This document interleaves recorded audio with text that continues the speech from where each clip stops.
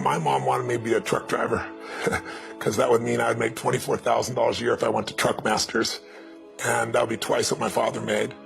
And she thought that would happen, but something inside of me said, I don't want to drive a truck. There's something else that matters more to me, and I decided I was not going to go for money instead of passion. And the rewards have been pretty amazingly better than being a truck driver. It's not bad being a truck driver, it's just not what I was after. And I look back, and one of the things that helped me was my original teacher, Jim Rohn, who was a personal development speaker I went to hear when I was 17. He said something the first time I heard him, and he said, you know, it's really simple. If you want life to change, you got to change. If you want life to be better, you've got to get better. It's the only way it happens. And luck will show up for people and it'll leave them. But if you're constantly improving who you are and what you give, game over. When people ask me, what does it take to be happy? I always tell them one word: progress. Progress equals happiness. Even if you're not where you want to be yet, if you're on the road, if you're improving, if you're making progress, you're going to love it. You're going to feel alive. On the other hand, it doesn't matter how successful you are. If you stop growing, you start dying inside. I've always had this belief. If you want to be successful at anything in life, never leave the sight of setting a goal without doing something that commits you to fulfillment. If you get, like, you're in state, right, when you do something. While you're in state, that's the time to commit yourself to something that makes you follow through. So I'd call somebody up, I'd schedule something, I'd lock in the next meeting, I'd sign up for the class, I'd enroll the guy who was going to mentor me, I'd set the meeting with a mastermind of people I met. I did something so that whatever I committed to, there was something when I went home that would pull me there. It's structure. This could be the greatest time you ever live if you control what you focus on, if you find a more empowering meaning, and if you decide to model the actions of those who succeeded before you. It can be the best financial time, the best emotional time, the best spiritual time of your life, but you better take control of your state. And if you think you're going to do it just by today, you're wrong. You're going to need to get yourself some rituals.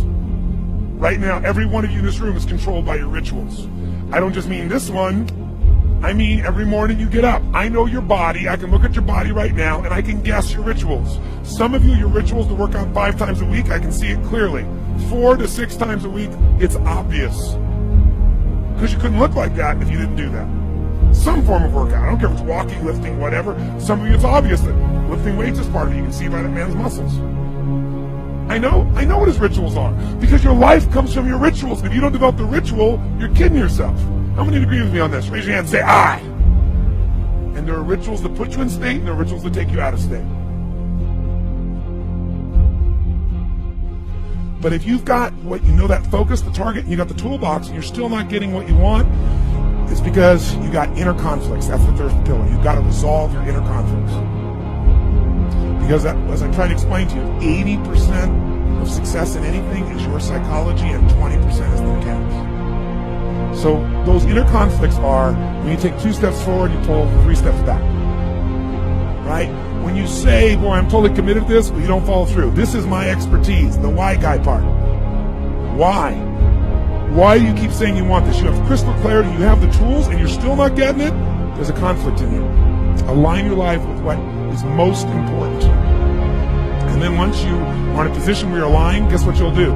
Take action. You won't have to work at it. When everything's in alignment, there's nothing pulling you away, boom, you go for it.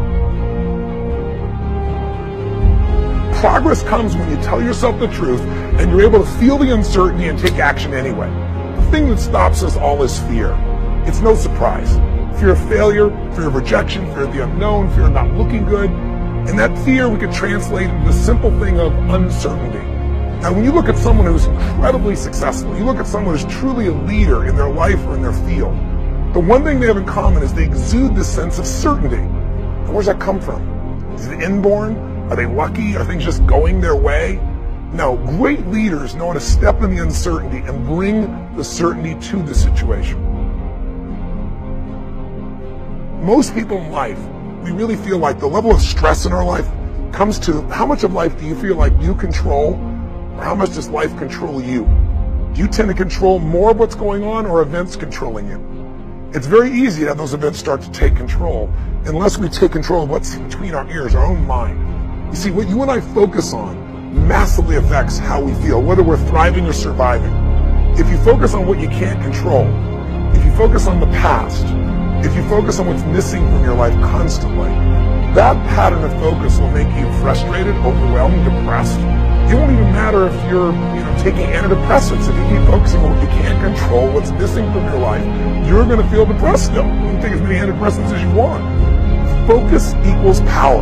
If you want to thrive, you got to focus on what you can control. You got to focus on the difference you can make. You got to focus on what's already in your life that you're grateful for. So you got to find a story that's going to empower you to act. A story that's going to get you to find the breakthrough. Because otherwise, with a lousy story, you'll never find the strategy, or you'll come up with a reason why it's too expensive, you can't get there, you can't access it, or you'll even get the strategy and then half-assed apply it just so you can reward your story that says it doesn't work because I tried it. Resourcefulness is the ultimate resource. And if you don't have what you want, stop telling yourself the story because you don't have the money, you don't have the time. That's bullshit. It's because you haven't committed yourself where you would burn your boats. If you want to take the fucking island, burn your fucking boats. And you will take the island because people, when they're going to either die or succeed, tend to succeed. But most of us give ourselves a way out, and that's why we don't have what we want. I was thinking about where this journey began for me, my desire to serve. Every day before I get on stage, I do this thing to whip myself into a peak state, and then my last words are, use me, Lord. That's my prayer. And every day my goal is to be a blessing in people's lives. Just do more, give more, share more, create more. And what you need will be there. It's like air. You don't stop to think about when you take a breath whether it'll be there or not. It's always going to be there. Yeah. You just got to do your part.